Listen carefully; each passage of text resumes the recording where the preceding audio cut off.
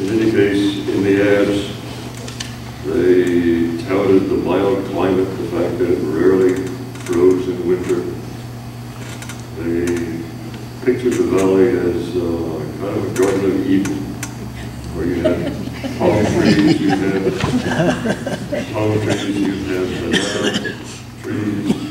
you had orange and grapefruit trees. It said, come down here where the soil is so fertile, it goes down 2 or 3 feet, unlike in most parts of the country where if you have 6 inches of soil, that's a lot. And special train cars were arranged to bring people from the north, namely Minnesota, Illinois, and that area. Wherever there were Swedes, they could come down the valley and be given a tour showing everything that was good about the valley, to be sure, and forgetting the things that weren't so good. In any case, a lot of Swedes decided that was the place they wanted to live. My 2 grandparents, my 2 grandfathers decided they wanted to go down there, particularly because the land prices were relatively low compared with Minnesota or other parts of the north. And they liked the idea of cold winter, staying up north, and they would go down to South Texas where they could be warm. Anyhow, the idea of joining a Swedish colony was very, very successful. And by 1914, about 150 Swedes had bought land in the Turner Tract. 150 Swedes. That's landowners who typically had wives and children, so it's far more than 150 Swedes. Look at the map, if you will. You see that the area in black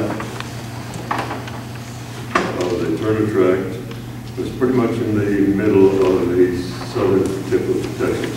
It was in the middle of Hidalgo and Cameron and Wilson counties. So that seems, looking at it, seems like a very good choice of location for the Swedish colony. The land was almost perfectly flat there. They had some what we call hills. In fact, my wife and I, when we first married, we lived in what we called a house on a hill. The hill was probably as much as 3 feet high. But they called it a hill because it was high enough so when the Rio Grande flooded, the house wouldn't be underwater. We were on real high ground. We were 11. You were 11, wow. I was in the same, I was right down the road from you on that house on the hill. Yeah. Just north, about a mile or so. Yeah, and we had a perpetual slough in between us. Exactly. Good swimming hole. Yeah. I spent a lot of time in Harlingen. Yes, Arlington is right there. Yeah. So, we have a lot of Swedes moving down there, and they called, notice again, call your attention to the ad in Texas Post. They called it Stockholm. They wanted to emphasize the fact that this was going to be a colony for Swedes. And initially the idea was they would only sell to Swedes. They only wanted Swedes to live there. And other Swedes liked the idea of living with Swedes. That was one of the essential elements that my grandfathers looked for. They wanted a nice climate, they wanted reasonable prices for land, and they wanted to be around other Swedes. So in Stockholm, the founders of the colony called it Stockholm, and that's what everybody began calling it. It was Stockholm. It wasn't much of a city. It never was really a city, as a matter of fact.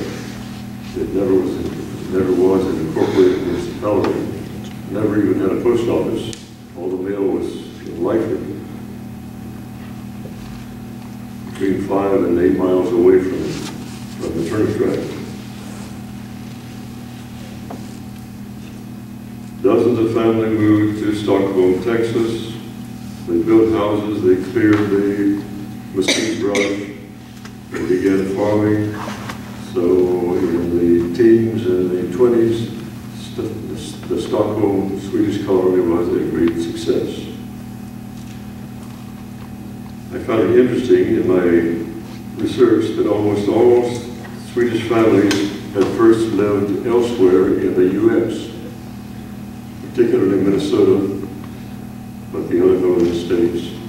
One of my grandparents, one side of my grandparents came from Minnesota, the other came from Alberta, Canada, although they had first lived in South Dakota.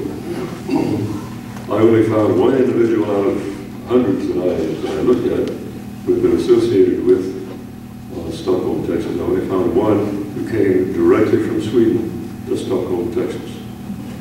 That was Nils Carlson, for those of you who are from that area. And he came because he had an uncle named Baker who was Swedish, despite the name. And the uncle was kind of his sugar daddy. There was a general store in Stockholm where you could buy just about anything you needed. And that was important because in the early years, there were no roads between Stockholm and Leipzig. You wanted to go to Leipzig, that's where the development was actually happening. What was I going to say? Vassberg was on the railroad. Yeah, there was a little store.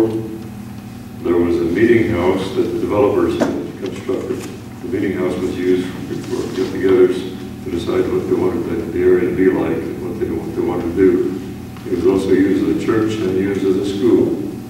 Eventually, a separate school was constructed. It was dependent on the school district in Leipzig. And the school was a typical rural one-room schoolhouse. It gave only elementary education. If you wanted to go to high school, you had to go to Leipzig. That meant you probably had to ride a horse or a mule for half an hour to get there. When the children of the Swedish colony first went to school in this little one-room schoolhouse, they were already bilingual. But their bilingualism did not include English. They were bilingual in Swedish and Spanish. They spoke Swedish because that was the language of family communication. Their mothers and their fathers and their siblings spoke Swedish. They also spoke Spanish because nearly all these Swedish farmers hired Mexican workers to help them with their chores. And the Mexican workers brought their families with them. So the Swedish kids naturally played with the Mexican kids. I asked the descendant of one of the original founders whether he had learned Spanish before he went to school. He said yes. So I had to learn Spanish to play marbles with the Mexican kids. And that's how it worked. In any case, the Swedish kids, the children of the Swedish pioneers in Stockholm, Texas, when they first went to school, they didn't speak English. You might think that was tough because the teachers used only English. The teachers were never Swedish. They didn't speak or understand Swedish. So the kids were thrown total immersion into a school situation that must have been difficult. But they handled it well. They handled it well. Within 2 or 3 years, these little Swedish kids were speaking English. In fact, they learned it so well, not only to speak, but also to read and to write, that they preferred using English between